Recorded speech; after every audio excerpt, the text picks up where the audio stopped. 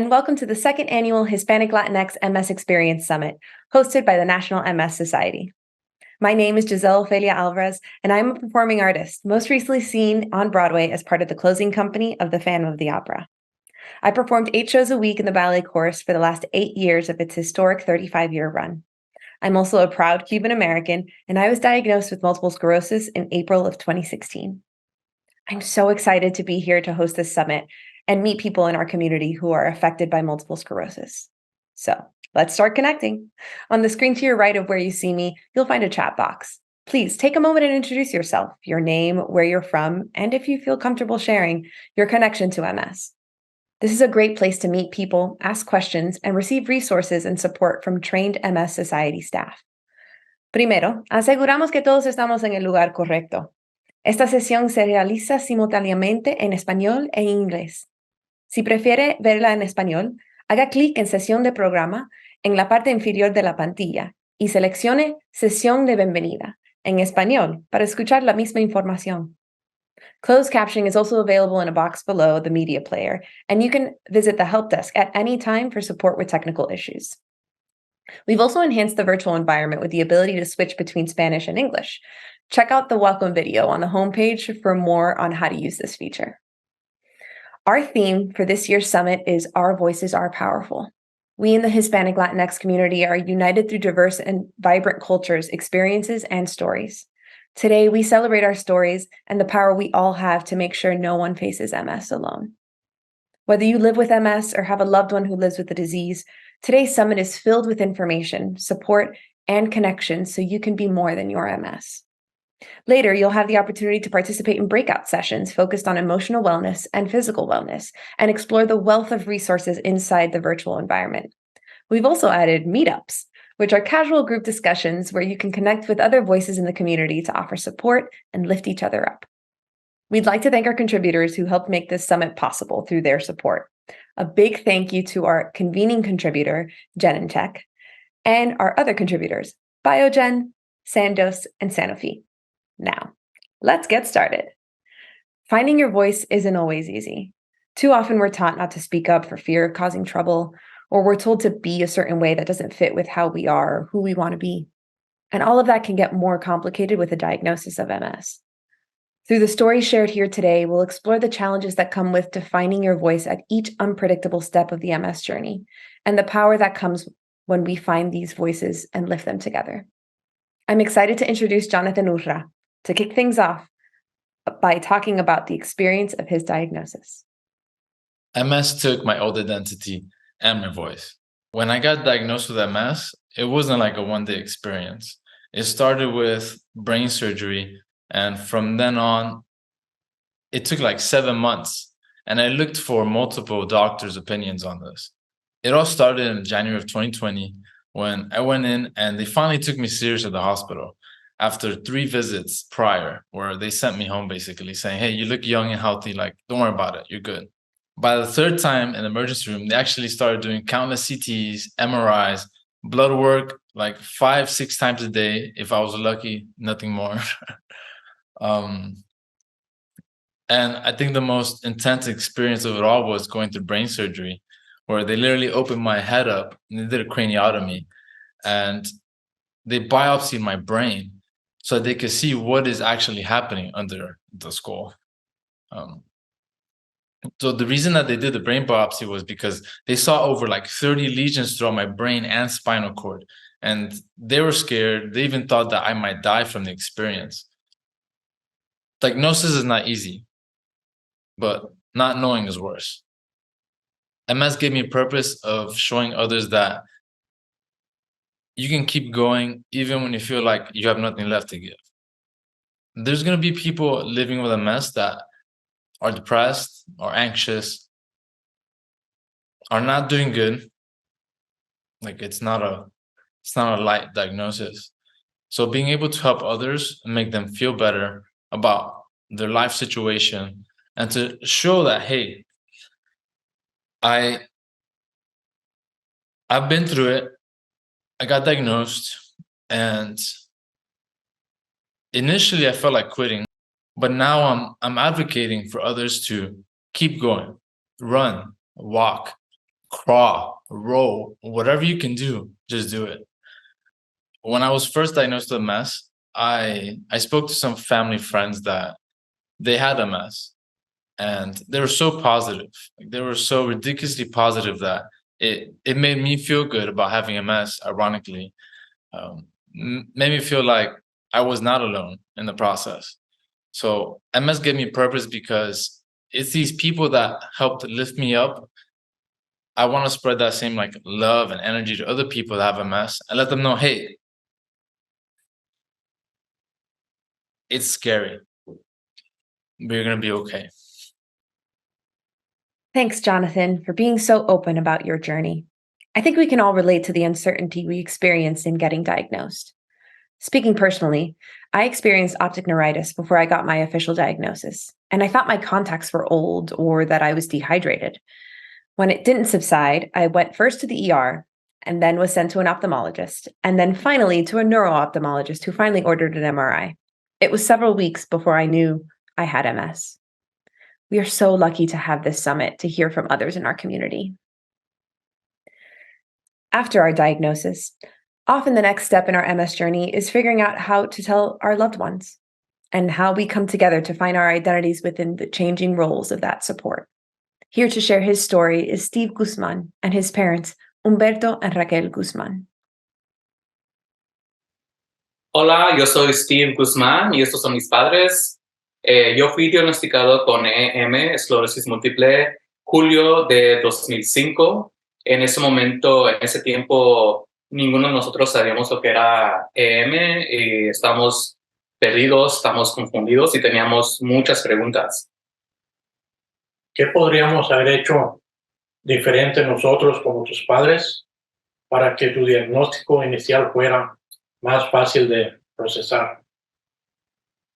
Pues para mí el apoyo de los padres es importante, siempre ha sido, siempre lo han hecho ustedes muy bien, solo que en ese momento ustedes estaban convencidos de que yo ya estaba curado, porque se me habían ido los síntomas iniciales, y es muy bonito creer que pues que sí, que ya he sido, ya me sané y todo está bien, pero a la vez yo sabía que yo seguía enfermo y yo quería hacer cosas para poder procesar, poder seguir adelante y también hacer un cambio positivo. Es por eso que empecé a hacer las caminatas con mis amigos y mis primos y al igual muchos de mis tíos y tías también decidieron acompañarme, pero ustedes no estuvieron ahí. Y para mí fue muy difícil porque yo necesitaba ese apoyo de mis padres en esos momentos, especialmente esos momentos primarios, donde estaba rodeado de familia y amor y apoyo, pero no tenía el de ustedes y sí me hacía mucha falta. Y para mí fue muy importante el día, creo que fue el tercer año de la caminata. Nos reunimos aquí en su casa de ustedes, muchos de mis amigos y compañeros de trabajo y primos, y todos teníamos nuestras playeras del equipo, y yo estaba en mi cuarto vistiéndome y me puse mi playera del equipo y abro la puerta y ahí están ustedes con sus playeras también del equipo y ya listos para apoyarme y para darme lo que yo necesitaba, porque para mí esto fue tan especial, un momento que tanto yo deseaba, y no dijeron nada y no se tenía que haber dicho nada, porque estando su presencia en ese momento lo dijo todo. Esas acciones se enseñaron, no se dijeron, y de ese momento hasta ahorita ustedes han sido mi apoyo principal y estoy muy agradecido, así que muchas gracias. Sí, mi hijo, fue muy duro para nosotros, para mí. Yo no quería creer, yo lo que quería creer era en Dios, en que Dios me lo iba a sanar y en que no era verdad lo que los doctores decían y he seguido con mi fe hasta ahorita, es lo que me mantiene aquí todavía apoyándolo, es lo lo mejor que puede hacer una madre es para su hijo, darle todo su apoyo y su amor. Y él sabe que lo quiero mucho. Y lo vamos a apoyar siempre. Y siempre vamos a estar con él, apoyándolo en todo momento, mientras Dios no lo permita. Y sigo todavía. Hijo, ¿tú cómo te sientes?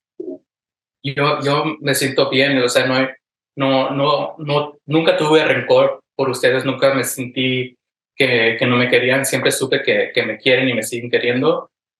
No más que fue duro tener que pasar esos años sin ustedes, pero lo superamos y estamos aquí ya el pasado, entiendo de que todos procesamos noticias diferentes. Yo sé que ustedes también no han tenido que pasar por momentos muy difíciles en el pasado también, dentro de la familia, y no es fácil saber que su hijo tiene una enfermedad así. Entonces lo entiendo, pero nomás estoy muy agradecido de que ya estamos juntos y lo podemos seguir superando juntos de ahora en adelante. Hijo. Te quiero mucho. Gracias.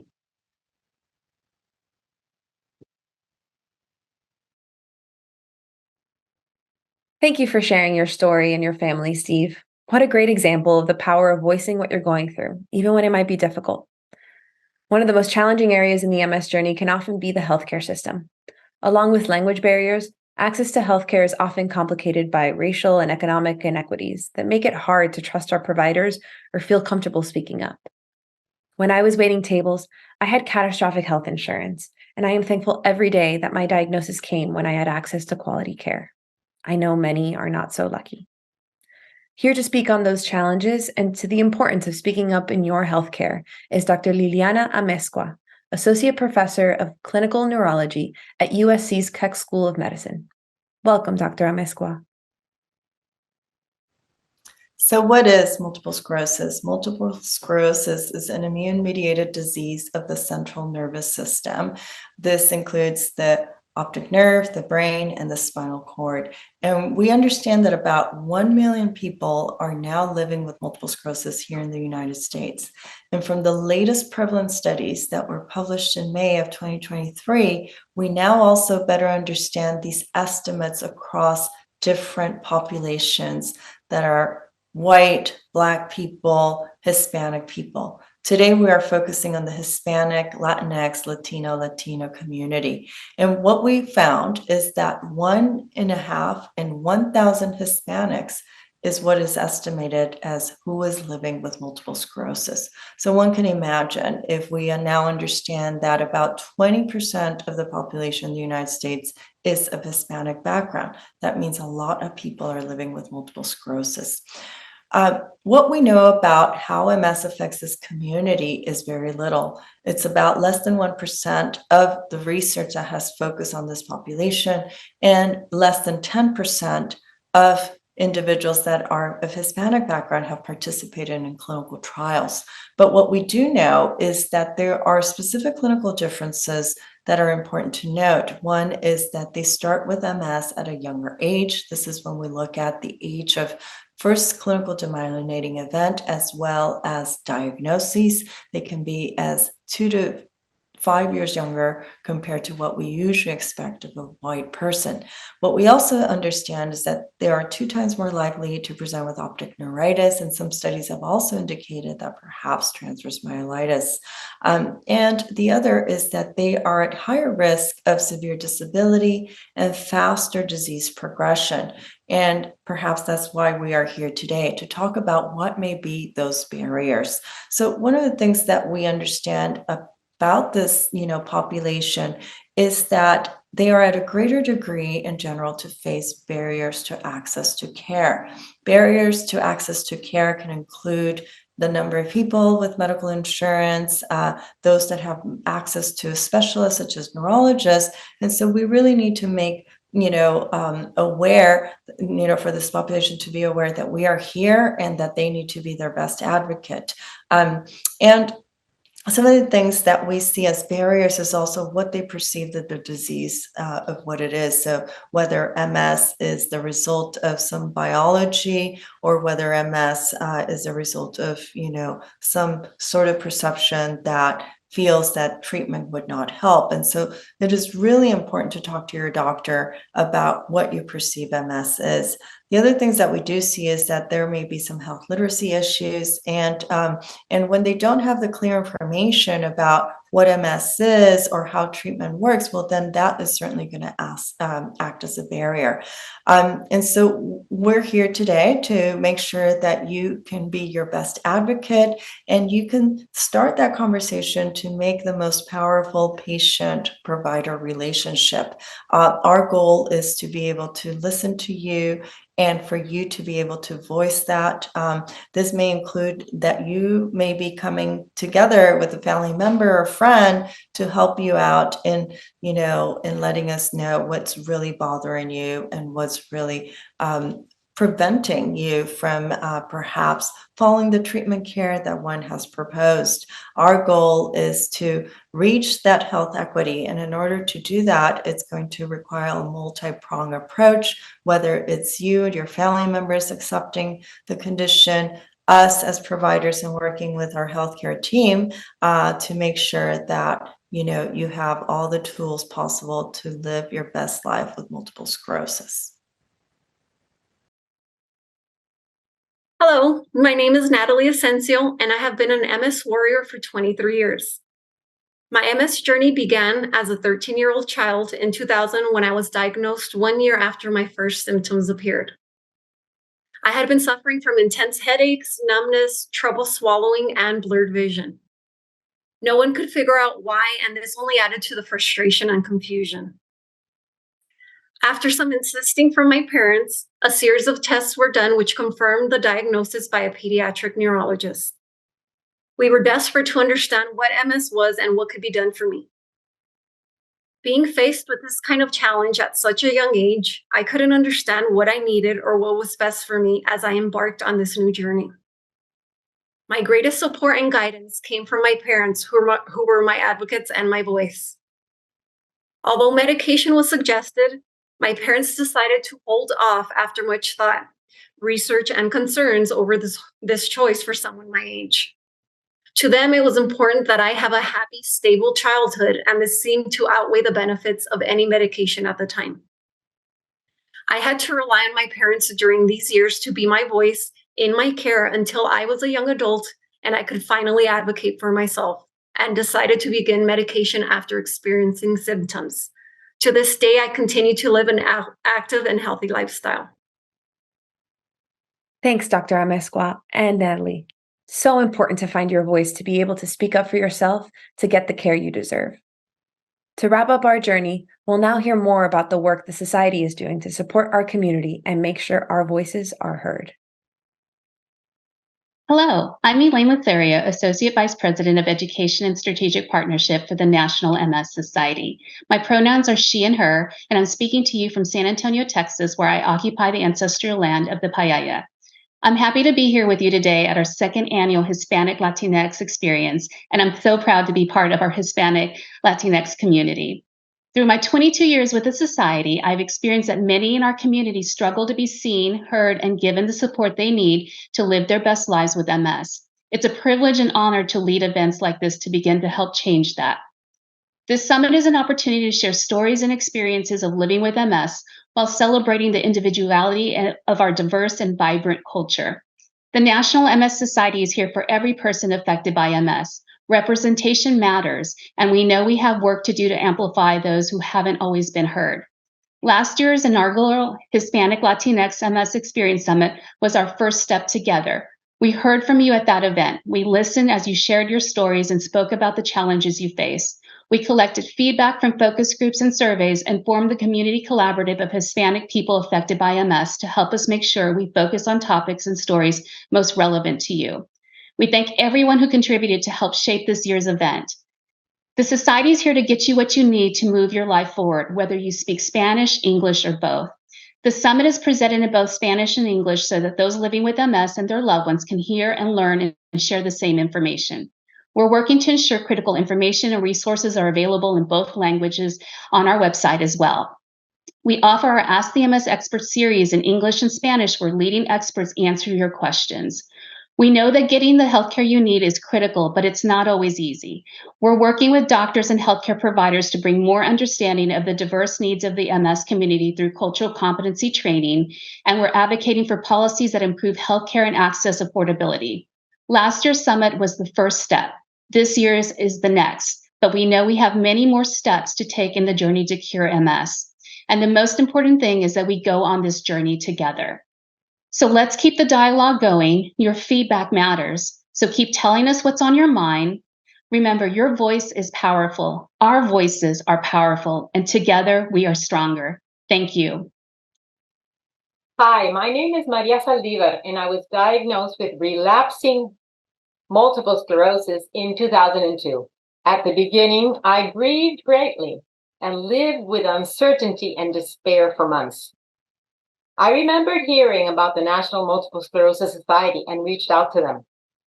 By attending their programs, I was able to understand about the different phases of MS and became familiar with the 4 DMTs that were available at the time. Both were important in establishing a better relationship with my neurologist as I settled in my new role as a person living with MS. I've been honored to be part of the Community Collaborative for this year's summit to advise society staff on what content would be most helpful to those of us in this Hispanic Latin community. After hearing these stories today, I can say with certainty they listened. My involvement with the society goes back to 2002. However, and my ongoing activity with them led me to a support group that I now lead, the MS Amigos. And I have to say, other than taking my injections, this is the most therapeutic thing I do. I've always been pretty outspoken. But what I've learned in meeting and leading others is that that's not always the case. Not everyone feels the same about sharing their MS story. Helping others connect with each other, helping them to find their voices, and getting to watch as they navigate their journey to live their best lives with MS has been one of the best experiences. It just shows the power of our community and what happens when we all come together. What a perfect story of the impact our voices can have in the greater community. Thank you, Maria. This idea of finding a place in the community has been hard even for me, not just speaking to advocacy work, but to finding community in general.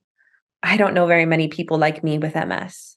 And while I'm lucky to have friends and family who have supported me through my fundraising for Walk MS, I want to do more in directly helping and connecting to those in my community. Today, in hosting the 2nd annual Hispanic Latinx MS Experience Summit, I'm taking my first step in finding my voice in this community with you. I hope you are feeling inspired to find your voice too. It has been such a pleasure to be your host today. Now, I encourage you to explore the virtual environment and all that it has to offer.